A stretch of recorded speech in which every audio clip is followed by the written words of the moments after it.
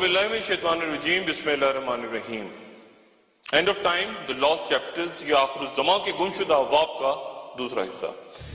پہلے حصے کے نشر ہونے کے بعد چند دوستوں نے یہ انتہائی اہم سوال اٹھایا کہ علامات قیامت جو قرآن شریف میں آئی ہیں، مثلا امام مہدی کا ظہور، فتنہ دجال یا پھر حضرت عیسیٰ علیہ السلام کا دوبارہ نزول، ان کا تذکرہ قرآن شریف میں کیوں نہیں ہے؟ اس اہم سوال پہ اگلی نشستوں میں یقیناً بحث ہوتی رہے گی، لیکن ذرا اسی نقطے سے متعلق قرآن شریف کی اس آیت پہ غور فرمائیے. اور ہم نے اسے یعنی ابراہیم علیہ السلام اور لوط علیہ السلام کو اس زمین پر نجات دی جس میں ہم نے اہل عالم کے لیے برکتیں رکھی تھیں. آخر یہ کس زمین کا تذکرہ ہے؟ اس آیت میں کس طرف اشارہ ہے؟ یا پھر یہ آیت مبارکہ جہاں حضرت موسیٰ علیہ السلام کے کوہ طور پہ جانے کے بعد جب ان کی قوم نے بچڑے کی پرستی شروع کر دی تو ارشاد باری تعالیٰ ہوا کہ اور یاد کرو جب ان سے کہا گیا کہ اس بستی میں رہو اور اس میں جو چاہو کھاؤ اور کہو بخش دے اور عاجزی کے ساتھ اس میں داخل ہو، ہم تمہارے گناہ معاف کر دیں گے اور اچھا عمل کرنے والوں کو زیادہ کر دیں گے. یہاں کس بستی کا ذکر ہے؟ کس طرف اشارہ ہے؟ اور پھر جب سلیمان علیہ السلام کی بادشاہت کا ذکر ہوا تو ارشاد والی تعالیٰ ہوا کہ ہم نے ہواؤں کو سلیمان علیہ السلام کے تابع کر دیا تھا اور اس کے حکم کے مطابق وہ چلا کرتی تھی اس سرزمین میں جس میں ہم نے برکت رکھی اور ہم تمام چیزوں کا علم رکھتے ہیں. یہ کس سرزمین کا ذکر ہے؟ اور پھر قرب قیامت کی ایک نشانی جو یوں بیان ہوئی کہ جس بستی کے لوگوں کو ہم نے ہلاک کر دیا تھا ان پر حرام کر دیا کہ وہاں جا سکیں حتیٰ کہ یاجوج و ماجوج کھل جائیں اور وہ تمام بلندیوں سے اترتے نظر آئیں گے.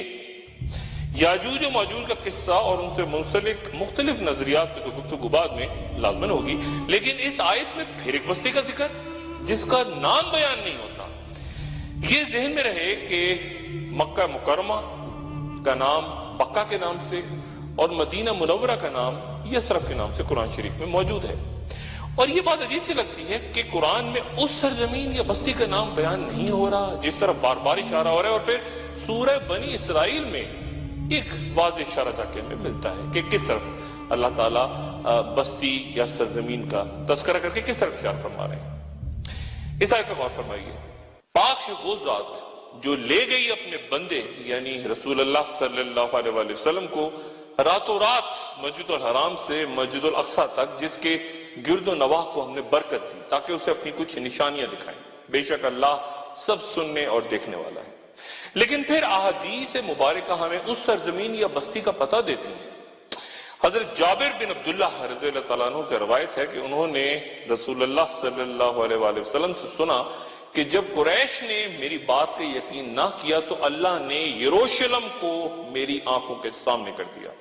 اور میں نے اس کی تفصیل دیکھ کر بیان کی.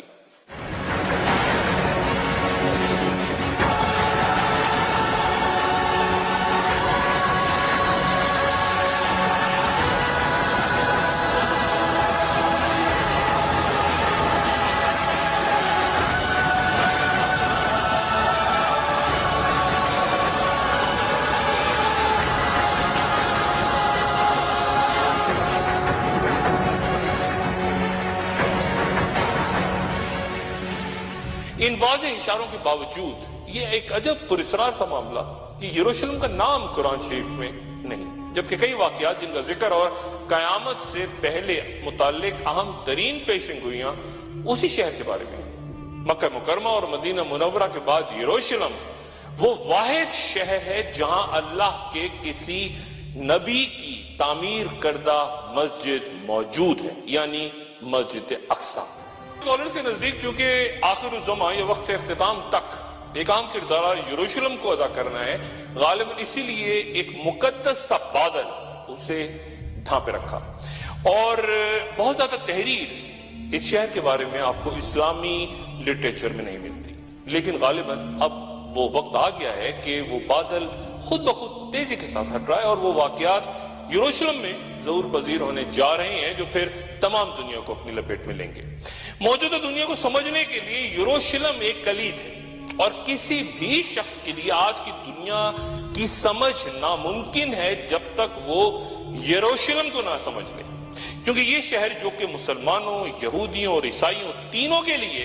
اہم ہے، عام ترین ہے، تاریخ کے اختتام اور وقت کے خاتمے کی طرف ایک انتہائی اہم کردار ادا کرے گا۔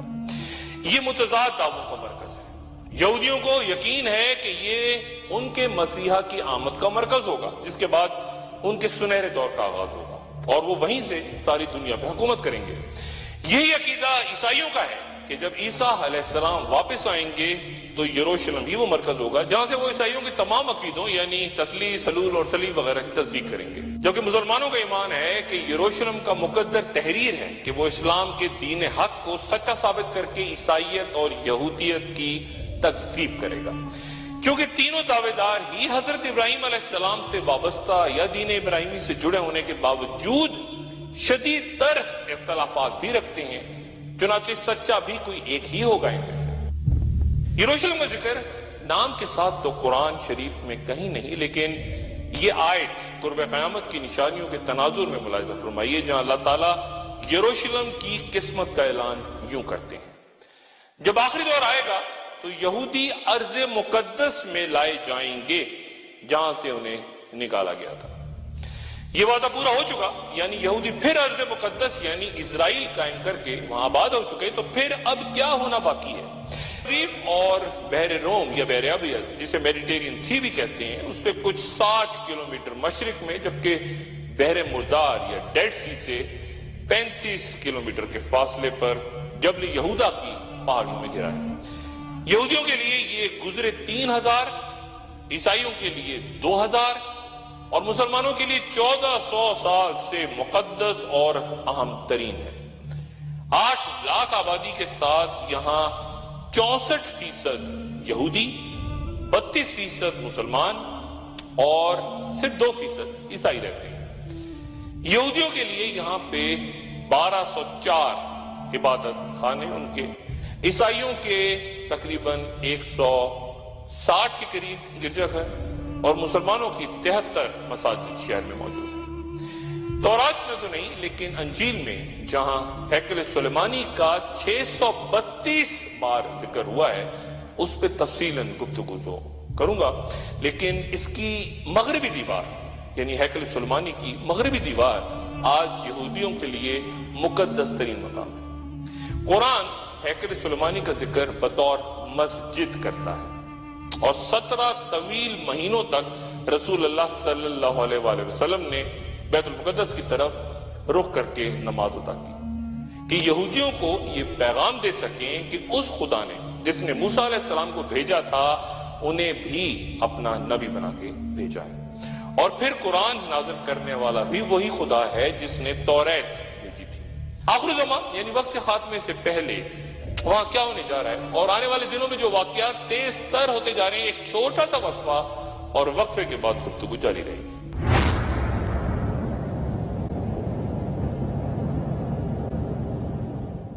خوش آمدید۔ ذرا حضرت ابراہیم علیہ السلام کے دور میں چلتے ہیں تاکہ ماضی کے جھروکوں سے کچھ حال اور کچھ مستقبل کو سمجھ سکیں۔ حضرت ابراہیم علیہ السلام کو ابو الانبیاء یا نبیوں کا باپ بھی کہا جاتا ہے، کیونکہ ان کے بعد آنے والے تمام نبی انہی کی نسل سے آئے، اور تبھی ہم ان پر اور ان کی آل پر بھی درود بھیجنا فرض سمجھتے ہیں۔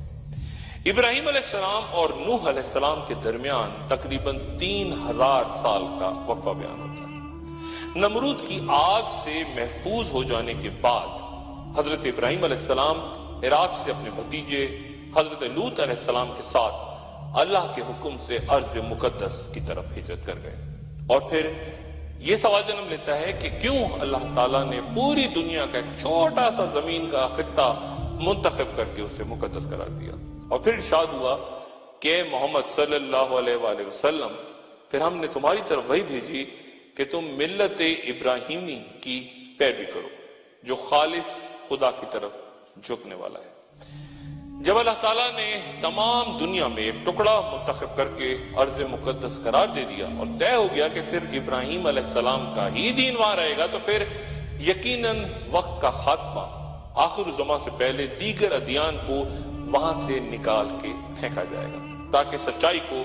ارض مقدس میں فتح نصیب ہو۔ اور یہ یروشلم کی تقدیر میں لکھا جا چکا ہے کہ وہ سچ کی تصدیق کرے۔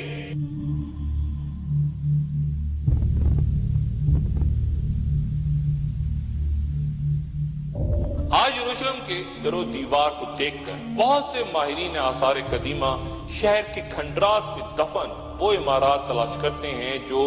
بارہا اجڑنے کے باعث نظروں سے اجڑ ہو چکی، تاہم وہاں جانے والا ہر شخص ان کا تصور ضرور کرتا ہے۔ پہلی بار یہ شہر حضرت داؤد علیہ السلام کے دور میں تعمیر ہوا، جن کا نام قرآن مجید میں 16 بار آیا ہے، اور جو کہ پہلے پیغمبر ہیں جنہیں بنی اسرائیل کی بادشاہت بھی عطا ہوئی۔ حضرت داؤد علیہ السلام حضرت آدم علیہ السلام کے علاوہ واحد پیغمبر ہیں جنہیں قرآن نے خلیفہ کے نام سے پکارا۔ انہیں بادشاہت عطا ہونے سے علیہ السلام تب حکمران تھے لیکن بہت بوڑھے ہو چکے تھے، تو بنی اسرائیل نے دشمنوں کے مقابلے میں کسی بادشاہ کی دعا مانگی۔ سموئیل علیہ السلام نے حکم الہی کے مطابق 30 سالہ طالوت کو ان پر بادشاہ مقرر کر دیا۔ طالوت کو پیغمبر نہیں تصور کرتے بہت سے اسلامی مفکرین، بائبل میں لیکن اسے ساول کہا گیا۔ طالوت کی بادشاہی کی نشانی کے طور پہ فرشتوں کے ذریعے وہ تابوت سکینہ بنی اسرائیل کو واپس مل گیا، جس کے بارے میں قرآن شریف میں ارشاد ہے کہ وہ خدا کی طرف سے بادشاہ مقرر ہونے کی ایک علامت ہے۔ قصص الانبیاء کے مطابق اس صندوق میں توریت کا اصل نسخہ، پتھر کی 2 تختیاں جو کوہ سینا پر حضرت موسیٰ علیہ السلام کو دی گئی تھیں، حضرت موسیٰ علیہ السلام اور حضرت ہارون علیہ السلام کا عصا اور پیرہن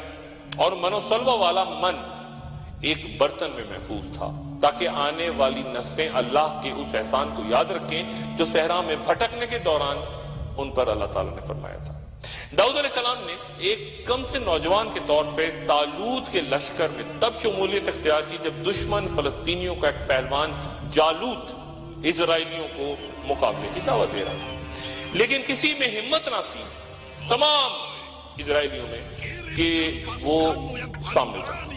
حضرت داؤد علیہ السلام اس کے مقابلے میں نکلے اور اسے قتل کر دیا۔ اس واقعے نے حضرت داؤد علیہ السلام کو بنی اسرائیل کی آنکھوں کا تارا بنا دیا، اور طالوت نے اپنی بیٹی داؤد علیہ السلام سے بیعت دی۔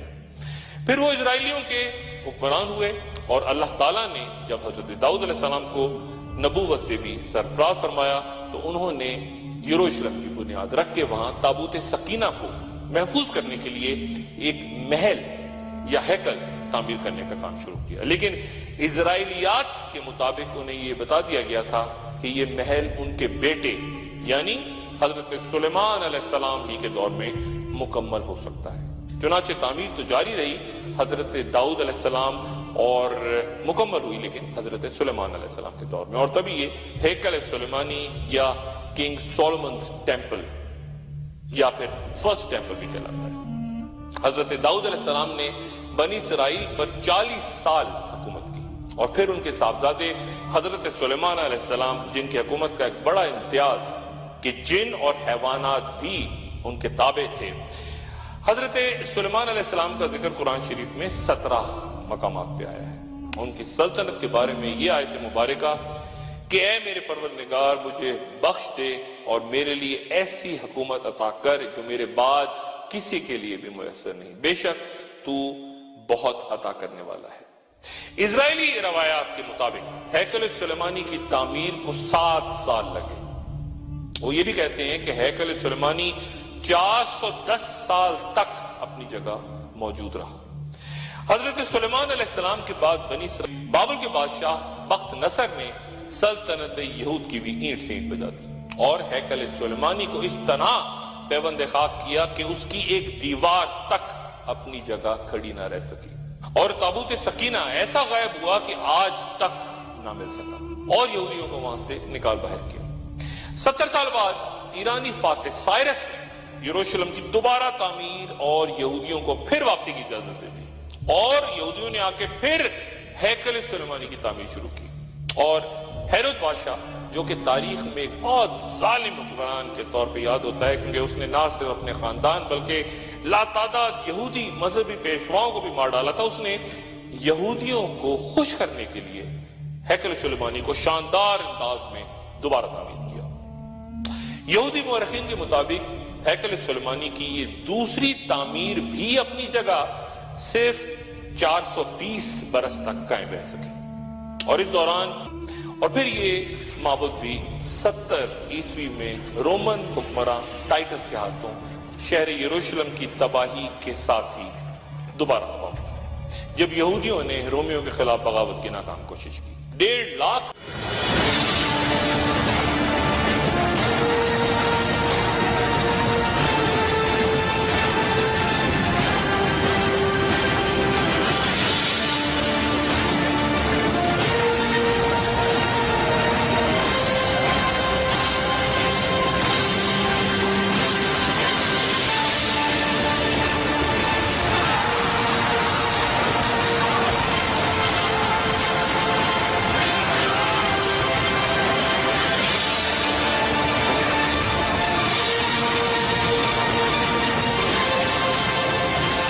یہودی ماہرین آثار قدیمہ متفق ہیں کہ موجودہ دیوار گریہ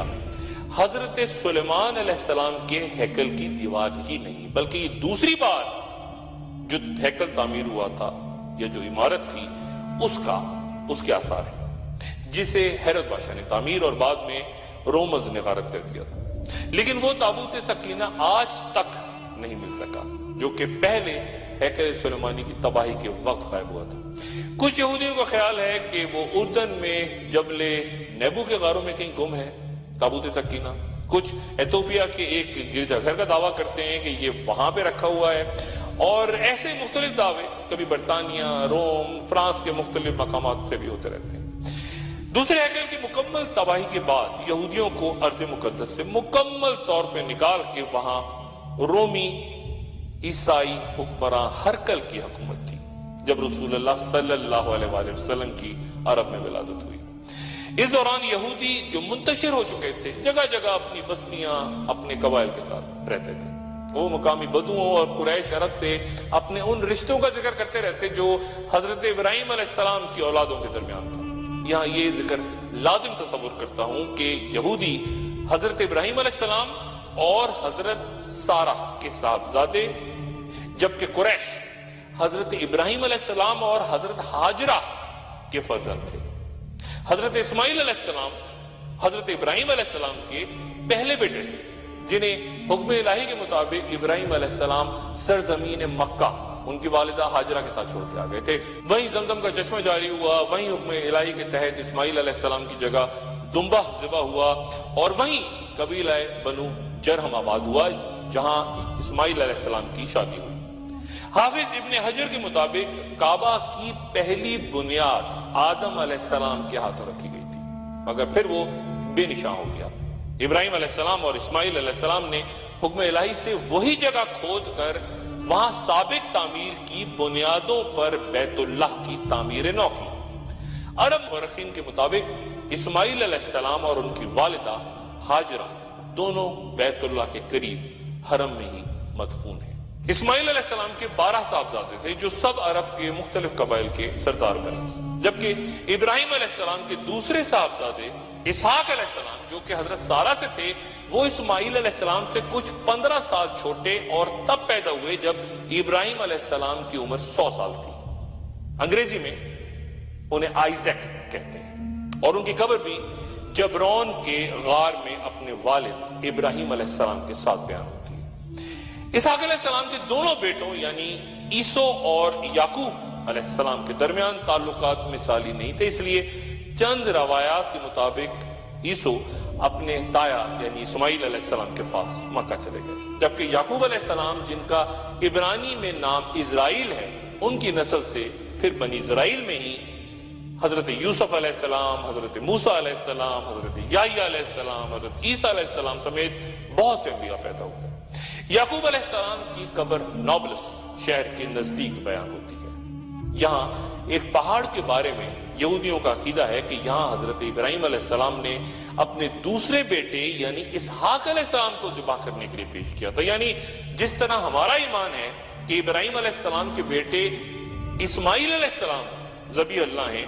یہودی اسحاق علیہ السلام کو ذبیح اللہ قرار دیتے ہیں، دوسرے بیٹے۔ اور انہوں نے اپنی علامی کتاب توریت میں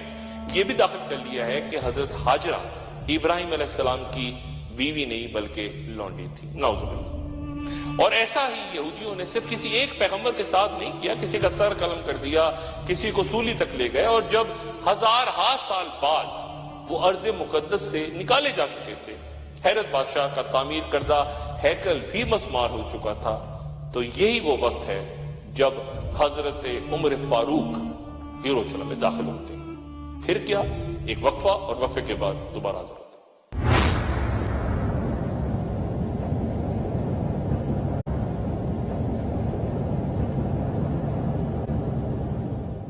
گفتگو میں ایک بار پھر خوش آمدید۔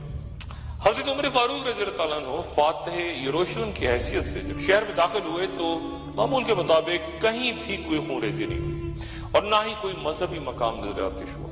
4000 صحابہ آپ کے لشکر میں تھے۔ حضرت عمر فاروق رضی اللہ عنہ نے عیسائی بطریق سے کہا کہ تمہارے مقامات حیات نو کس طرف ہیں؟ وہاں پہنچ کے خلیفہ نے حضرت عیسیٰ علیہ السلام کی موت اور حیات نو کے نظریے کے مطابق بنائی گئی عالی شان یادگار عمارت دیکھ کے شدید دکھ کا اظہار کیا، کیونکہ اسلام نے حضرت عیسیٰ علیہ السلام کی صلیب پر موت کو غلط قرار دیا ہے۔ آپ اسی مقام پہ کھڑے تھے کہ نماز کا وقت ہو گیا۔ خلیفہ سے درخواست کی گئی کہ وہ وہیں نماز ادا کر لیں، لیکن آپ اس گرجے سے باہر نکلے اور فرمایا کہ اگر میں نے یہاں نماز ادا کر لی تو مسلمان پھر گرجے پہ قبضہ کر لیں گے اور اس بنیاد پہ اسے مسجد بنا دیں گے کہ یہاں خلیفہ نے نماز ادا کی تھی۔ پھر آپ نے فرمان جاری کیا کہ یہاں کوئی مسجد تعمیر نہیں ہوگی۔ پھر حضرت عمر وہاں پہنچے جہاں کبھی ہیکل تعمیر تھا اور حیران رہ گئے کہ عیسائی اس مقدس مقام پہ کوڑا کرکٹ پھینکتے تھے۔ حضرت عمر فاروق رضی اللہ عنہ نے دونوں ہاتھوں سے کوڑے کا ڈھیر اپنی جھولی میں اٹھایا اور شہر کی دیوار سے باہر پھینکا۔ ان کے ساتھیوں نے ان کی تقلید کی۔ حضرت عمر فاروق رضی اللہ عنہ نے علم اسرائیلیات کے ماہر کو طلب کیا اور اس کے سامنے قرآن شریف کی 17ویں اور 18ویں سورتیں تلاوت فرمائیں، جن میں حضرت داؤد علیہ السلام، حضرت سلیمان علیہ السلام اور ہیکل سلیمانی کے واقعات ہیں۔ پھر انہوں نے یہودی کعب سے کہا کہ وہ اس بہترین مقام کا چناؤ کریں جہاں مسلمان نماز ادا کر سکیں۔ کعب نے شمال کی جانب ایک پہاڑ کی طرف اشارہ دیا، لیکن اگر مسلمان وہاں عبادت کرتے تو مکہ کے ساتھ ساتھ ان کا رخ یہودیوں کے مقامات مقدسہ کی طرف بھی ہو جاتا۔ حضرت عمر فاروق رضی اللہ عنہ نے کعب کی تجویز مسترد کرتے ہوئے ہیرت بادشاہ کی شاہی بالکنی والی جگہ کا انتخاب کیا، جہاں سادہ لکڑی سے ایک عمارت تعمیر کی گئی، جس میں عبادت کرتے وقت صرف مسلمانوں کا رخ مکہ کی طرف ہوتا۔ یہ مسجد اقصی ہے۔ اذان کے لیے حضرت بلال حبشی رضی اللہ تعالیٰ عنہ سے درخواست کی گئی، جو کہ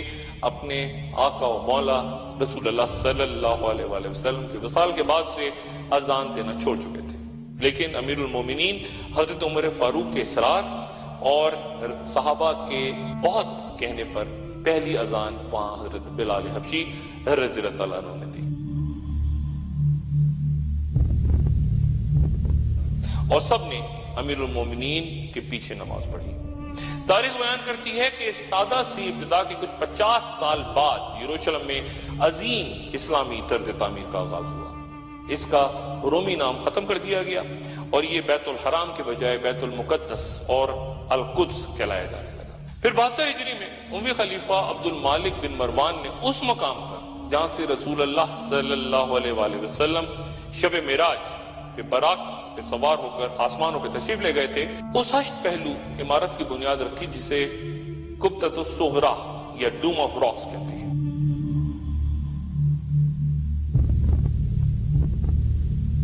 اس کی تعمیر میں 4 سال کا عرصہ لگا اور مصر کا 7 سال کا خراج اس کے لیے وقف کر دیا گیا۔ یہ عمارت اور گنبد اس جگہ تعمیر ہے جس کے بارے میں کئی روایات ہیں، جن میں سے ایک یہ بھی ہے کہ حضرت آدم علیہ السلام سے بھی 2000 سال پہلے فرشتے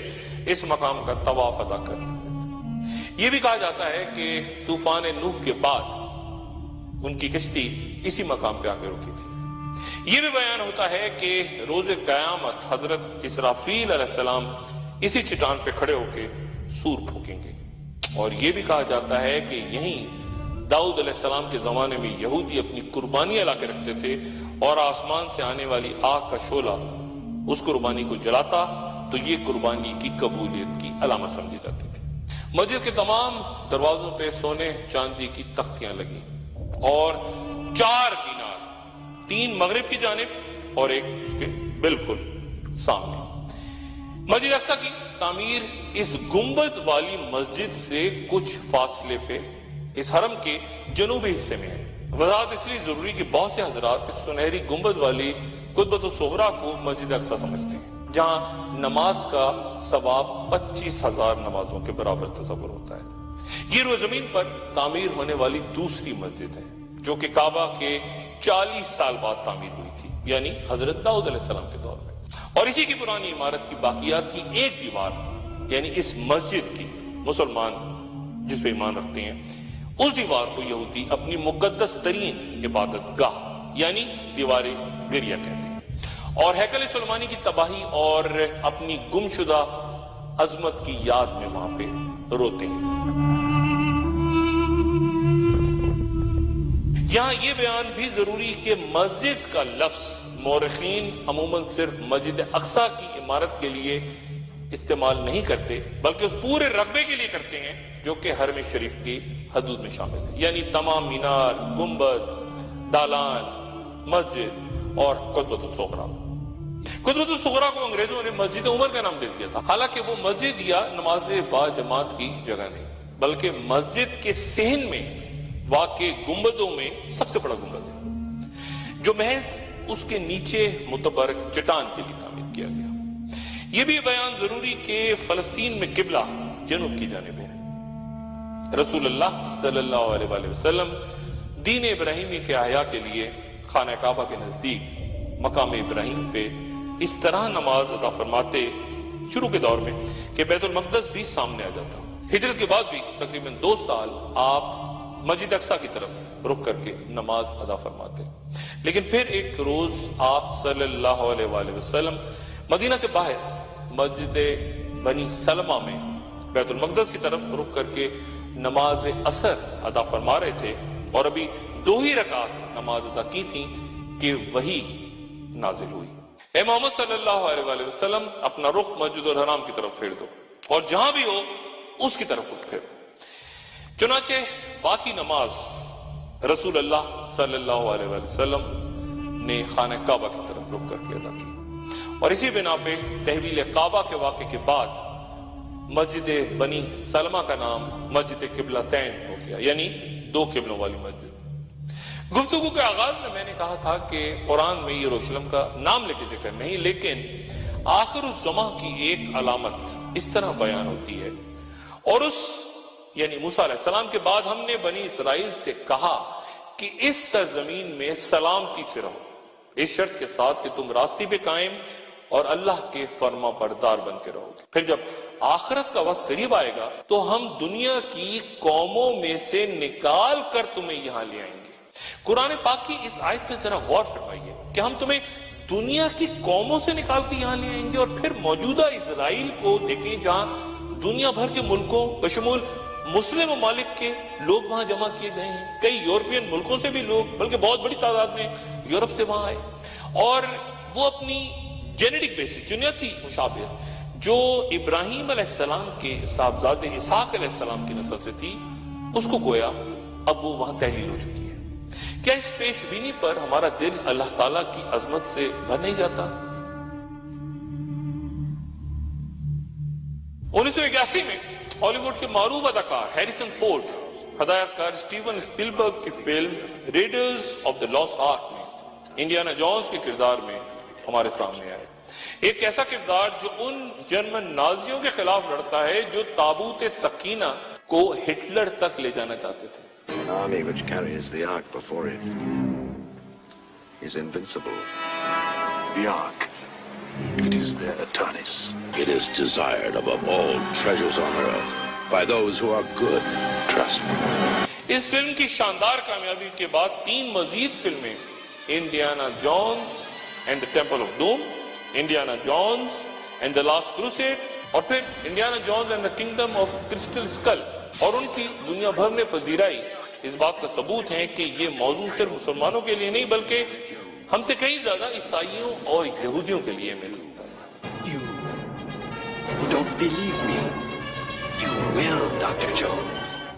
غرض یہ کہ یہودی مسجد اقصی کی شہادت اور اس کے مقام پہ ہیکل سلیمانی کی تعمیر کے لیے مکمل طور پر تیار ہیں، لیکن تعمیر کا آغاز کرنے کے لیے انہیں خدا کی طرف سے اشارے کا انتظار ہے، اور وہ اشارہ ایک سرخ گائے کی شکل میں ہوگا جسے وہ ذبح کر کے جلائیں گے، اور اس کی راکھ سے اسرائیل کے عوام کو پاک کیا جائے گا، جس کے بعد اسرائیلی کہتے ہیں کہ ہیکل میں کوئی بھی ناپاک داخل نہیں ہو سکے گا۔ اس سرخ گائے کی پیدائش کی کئی بار خبر دی گئی، کہا جاتا ہے کہ اس گائے کو اپنی پیدائش سے 3 سال بعد ہیکل سلیمانی کی تطہیر کے لیے یہودی لے کر آئیں گے۔ اسی طرح آثار قدیمہ کی تلاش پر مسجد اقصی اور قطبۃ الصغریٰ دونوں کے نیچے وسیع و عریض سرنگیں کھودی جا چکی ہیں، اور یہ کام کئی دہائیوں سے انتہائی منظم طریقے پہ کیے جا رہے ہیں، اور اس کا نتیجہ یہ ہے کہ یہ دونوں مقدس عمارتیں اس وقت کھوکھلی بنیادوں پہ کھڑی ہیں، اور معمولی سا ارتعاش انہیں زمین بوس کر سکتا ہے۔ اسرائیلی حکومت کا کہنا ہے کہ سرنگیں کھودے جانے کا مقصد ہیکل سلیمانی کی باقیات کی تلاش ہے، یعنی مسجد اقصی کی شہادت۔ آج کی نشست کا اختتام رسول اللہ صلی اللہ علیہ وآلہ وسلم کی اس دعا پر انتہائی غور کی درخواست کے ساتھ کر رہا ہوں، جس پر آئندہ گفتگو جاری رہے گی۔ حضرت عبداللہ ابن عمر رضی اللہ تعالیٰ عنہ سے روایت ہے کہ رسول اللہ صلی اللہ علیہ وآلہ وسلم نے فرمایا، یا اللہ ہمارے شام پہ رحم فرما اور ہمارے یمن پہ رحم فرما۔ لوگوں نے پوچھا اور ہمارے نجد پہ؟ رسول اللہ صلی اللہ علیہ وآلہ وسلم نے پھر فرمایا کہ یا اللہ ہمارے شام اور ہمارے یمن پہ رحم فرما۔ کچھ نے پھر نجد کا پوچھا تو آپ صلی اللہ علیہ وآلہ وسلم نے فرمایا کہ وہاں زلزلے اور تباہیاں رونما ہوں گی، اور وہیں سے شیطان اپنا سر نکالے گا۔ صحیح بخاری کی حدیث ہے۔ تیسر ہوتا وقت، واقعات، سانحے، خوریزی